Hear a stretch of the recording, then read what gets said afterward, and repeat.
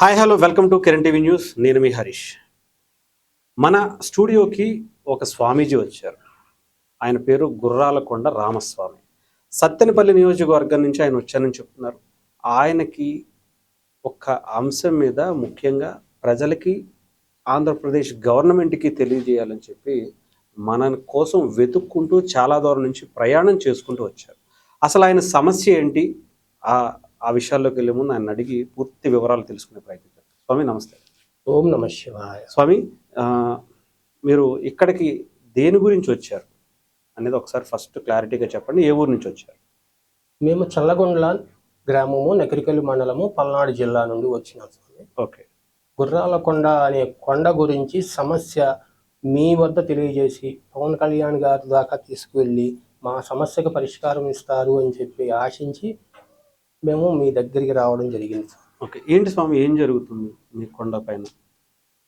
ఓం శ్రీ మహాదేవి సమేత శ్రీ శ్రీ శ్రీ అడవిలింగేశ్వర స్వామి గుర్రాలకొండ శ్రీ మహాక్షేత్రము. స్వామి, ఈ గుర్రాలకొండ అనేది పరమశివుడే స్వయంగా శివలింగ రూపముగా ఆవిర్భవించినటి మహాశివలింగము స్వామి. ఇటువంటి శివలింగాకారం గల కొండని గ్రావెల్ కోసము లేదా పేదలు అనే పేరుతో పొలాల కోసము త్రవ్వివేస్తున్నారు స్వామి. మేము గ్రావెల్ కోసం తవ్వద్దు అని ఆపించమని శ్రీ గౌరవనీయులు శ్రీ కొణిదెల పవన్ కళ్యాణ్ గారి వారికి వెళ్ళి అర్జీ ఇచ్చి వచ్చినాం స్వామి. అయినా కూడా మరలా ఒక 2 నెలలు సమయం తీసుకున్న తరువాత మరలా తవ్వకాలు మొదలు పెడితే సంబంధిత నర్సరావుపేట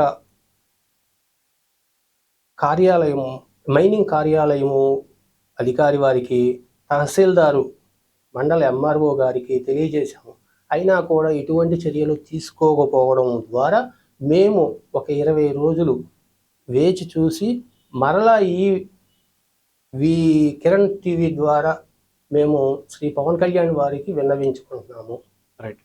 అంటే ఇది అక్కడ ఉన్నటువంటి ఎమ్మెల్యే గారికి ఏమన్నా చెప్పారా? ఇది సత్తెనపల్లి నియోజకవర్గంకి వస్తుందా? అక్కడ ఆయనకి చెప్పడం ఏమైనా జరిగిందా? సత్తెనపల్లి నియోజకవర్గ ఎమ్మెల్యే గారికి కానీ వాళ్ళ అనుచరులకు కానీ వాళ్ళకి ఎవరికన్నా చెప్పడానికి? స్వామి, ఇది 2024 ఆగస్టు 5వ తేదీన మొదలుపెట్టారు ఫస్ట్గా. మేము 7వ తేదీ వరకు కూడా స్థానికంగా పెద్దలకి చెప్పి ఉన్నాము. కానీ వాళ్ళు ఎటువంటి చర్యలు తీసుకోకపోవడంతో శ్రీ పవన్ కళ్యాణ్ వారి దగ్గరికి వెళ్ళి మేము అర్జీ పెట్టాము.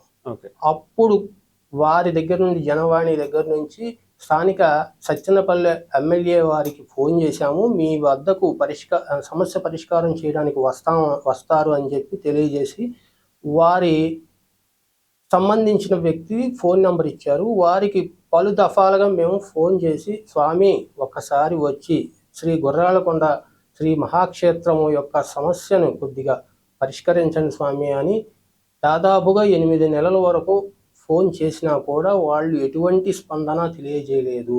ఓకే. అయినా కూడా తవ్వకాలు జరుగుతున్నాయి. ఇంకా అక్కడ ఏంటి స్వామి, ముఖ్యంగా ఏమన్నా గుడి ఉందా? ఇది ప్రకృతి నిర్మిత ఆలయం స్వామి. ఓకే.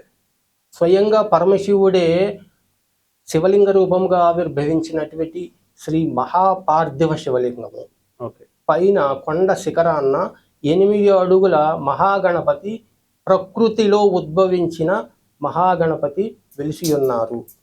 అది ఎవరు చెక్కింది కాదు, లేదా రంగులు వేసింది కాదు, అద్దింది కాదు స్వామి. స్వయంగా ప్రకృతిలోనే కొండ బండలో ఉద్భవించి ఉన్నారయ్యా. అంటే నార్మల్గా ఇప్పుడు ఆ గ్రావెల్కి సంబంధించి కానీ, ఆ క్వారీకి సంబంధించి ఏమన్నా పర్మిషన్లు ఉన్నాయని కానీ ఏమన్నా చెప్పారా? వాస్తవంగా మైనింగ్ కార్యాలయం వాళ్ళు చెప్పేది ఏమిటంటే, వాళ్ళు ఎటువంటి పర్మిషన్ గుర్రాలకొండకు మాత్రం ఇవ్వలేదు అని ఈ రోజుకి కూడా చెబుతున్నారు. కానీ అక్కడ స్థానికంగా ఉండే వాళ్ళ ప్రోద్బలంతో వాళ్ళు గ్రావెల్ని యథేచ్ఛగా తవ్వేస్తున్నారు. మరి ఎందుకని పవన్ కళ్యాణ్ గారి దగ్గరికే ఎందుకు వెళ్ళాలనిపించింది? జనసేన పార్టీ దగ్గరికే ఎందుకు వెళ్ళాలనిపించింది? ఎందరో కష్టాల్లో ఉంటే ఆ స్వామి ఎందరికో బాధ అనిపిస్తే తన నోట్లో నుంచి అన్నం తినేది ముద్ద కూడా తీసి పెట్టే అటువంటి మనస్తత్వం కలిగిన వ్యక్తిగా మేము భావించాము స్వామి. మాకు కనిపించారు అలాగా. అందు గురించి మా సమస్య తీరుస్తారని చెప్పి ఆ స్వామి వారి దగ్గరికి వెళ్ళి అర్జీ పెట్టామయ్యా. ఎందుకనంటే పవన్ కళ్యాణ్ గారిలో మీకు ఇప్పుడు చాలా ప్రభుత్వం అంటే చాలా మంది ఉన్నారు, దానికి సంబంధించినటువంటి శాఖ మంత్రులు ఉంటారు, లేదా ఇంకొకళ్ళు ఉంటారు. పవన్ కళ్యాణ్ గారి కోసమే ఎందుకు అక్కడికే ఎందుకు వెళ్ళాలనిపించింది? ఎవరన్నా చెప్పారా? మీరు అక్కడికి వెళ్తే పరిష్కారం దొరుకుతుందని ఏమన్నా అనిపించిందా మీకు? మాకు ఎవరు చెప్పి పంపించలేదు స్వామి. హ్మ్. మేము మీరు అడిగిన విధంగానే ఆ స్వామి గ్రామీణాభివృద్ధికి, పర్యాటక శాఖకు, పర్యావరణానికి, అటవీ శాఖకి హ్మ్. ఆ స్వామి మంత్రిగా ఉన్నారు. ఆ రకంగా మేము జనవాణి నందు అర్జీ ఇస్తే స్థానికంగా మేము జనసేన తరపు వాళ్ళం అనుకొని వైఎస్ పార్టీ వాళ్ళు కానీ, ఇటు టీడీపీ పార్టీ వాళ్ళు కానీ స్థానికంగా ధనంతోనూ పేరుతోనూ ఉన్న వాళ్ళు కూడా మమ్మల్ని ఇబ్బంది పెడుతున్నారు స్వామి.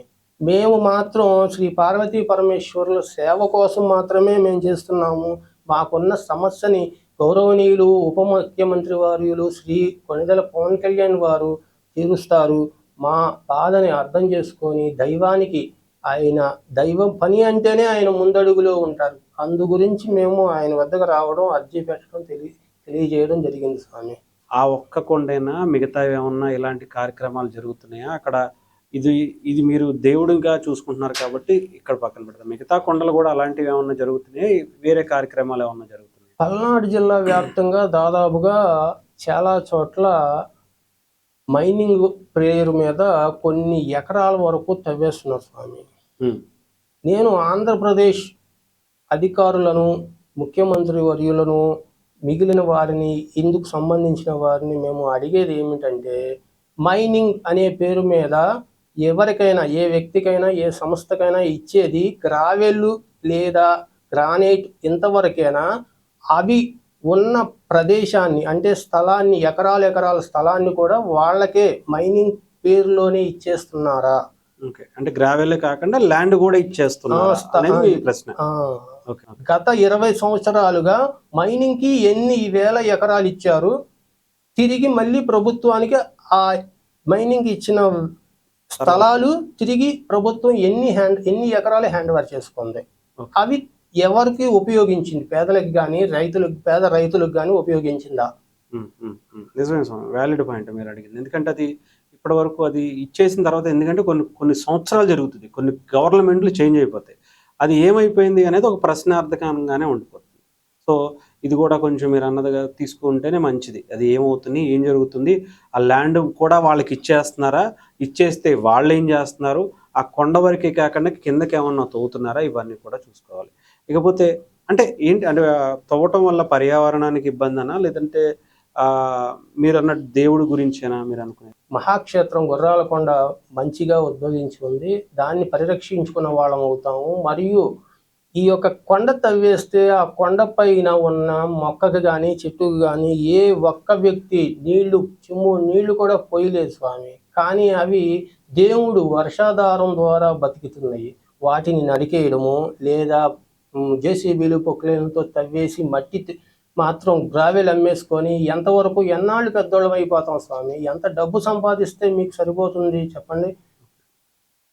ఇది కాకుండా స్థానికంగా ఉండే చిన్న చిన్న నాయకులు వాళ్ళ తెలివితేటల వరకు ఏం చేస్తున్నారంటే, ప్రభుత్వ కొండ పోరంబోగు స్థలాలని 1 రోజు 2 రోజులు జేసీబీలు పుక్లేన్లు పెట్టి బాగు చేపించేసి శుభ్రంగా ఆ స్థలాన్ని చూపించి ఒక 200 ఓట్లు కుటుంబాలు ఆ ఏరియాలో ఉన్నారు అంటే వాళ్ళ ఓట్లు కోసం ఈ స్థలాన్ని చూపిస్తున్నారు. అయా స్థానికంగా ఉండే ఎవరైనా, ఏ ఊర్లో వాళ్ళైనా కానీ వాళ్ళ దగ్గర ఉన్న డబ్బులతో గెలవాలి, అసలు డబ్బులు పంచకుండా గెలవాలి వాస్తవంగా.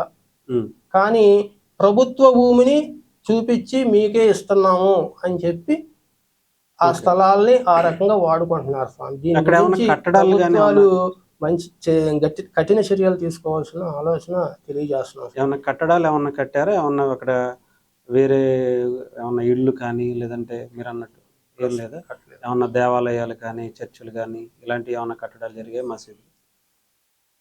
ఇప్పుడు ఎక్కడ పోరంబోగు స్థలం కనపడినా, గవర్నమెంట్ స్థలం కనపడినా మజార్లు అని చెప్పేసి ముస్లింలు,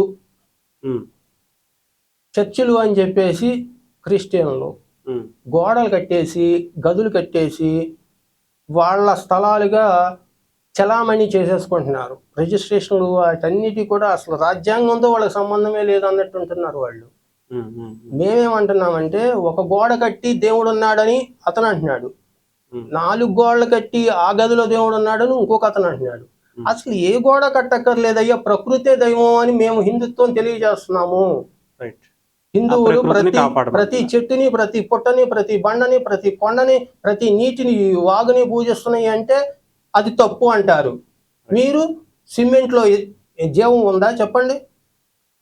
సిమెంట్ రాయిలో జీవం ఉందా? ఇటుక రాయిలో జీవం ఉందా? అవి తీసుకొచ్చి మీరు గోడ కడుతున్నారు, ఒక అతను దేవుడు అంటున్నారు, మోకరిల్లుతున్నారు. చెయ్యండి, మీ స్వస్థలాల్లో మీరు కొన్న స్థలాల్లో చేసుకోండి. మేము ఎవరికి వ్యతిరేకం కాదని మేము మరీ తెలియజేస్తున్నాం. రైట్. మీ కొండని మనం ప్రకృతిని కాపాడాలి. ఆ గుడి మీరు గుడి అనుకుంటున్నటువంటి ఆ శివుడిగా చూసుకుంటున్నటువంటి ఆ కొండను కాపాడాలి. రైట్ అండి. చూద్దాం, పవన్ కళ్యాణ్ గారి వరకు చేరాలని కోరుకుందాం. మీ సమస్య పరిష్కారం అవ్వాలని కూడా కోరుకుందాం. Thank you sir. దయచేసి ఈ సమస్యను పరీక్షిస్తారని గౌరవనీయులు శ్రీ పవన్ కళ్యాణ్ వారికి మరీ విన్నవించుకుంటున్నాను. అయ్యా పవన్ కళ్యాణ్ స్వామి, ఈ రాష్ట్రంలోనే కాదు, ఈ సృష్టిలో మనుషులు ఎంత ముఖ్యంగా బ్రతకాలో అట్లాగే ఈ సృష్టిలో ఉన్న జీవులు, పక్షులు, చెట్లు అన్నీ బ్రతికే హక్కు ఉందని మీరు తెలియజేశారు. మరి కొండలకు కూడా బ్రతికే హక్కు ఉంది. కొండలపైన ఎన్నో జీవరాశులు బ్రతుకుతున్నాయ్యా. దయచేసి మీకు పాదాభివందనం తెలియజేస్తున్నాం. మమ్మల్ని అనుగ్రహించండి స్వామి. శ్రీ మహాక్షేత్రాన్ని అభివృద్ధి చేయండి. శ్రీ మహాక్షేత్రానికి గిరి ప్రదక్షిణ కోసం మేము కలెక్టర్ గారి దగ్గర, తహసీల్దార్ వారి దగ్గర అర్జీ పెట్టుకున్నా కూడా ఇంతవరకు పరిష్కరించలేదు స్వామి. ఏ మనుషులదే రెవెన్యూ భూమే? పార్వతీ పరమేశ్వరులది 108 ఎకరాలు పైబడిన స్థలంలో ప్రకృతిలో ఉద్భవించిన మహాలింగేశ్వరుడు కొండని ఎక్కడి వరకు ఉందో సర్వే చేయండి స్వామి అని తహసీల్దార్ వారికి ప్రత్యక్షంగా రెవెన్యూ సదస్సులో మేము అర్జీ ఇచ్చి ఇప్పటికి 10 నెలల పైన అవుతుంది. అయినా కానీ ఇప్పుడు స్పందన లేదు స్వామి. ఓం నమః శివాయ. Thank you. Right Swamy.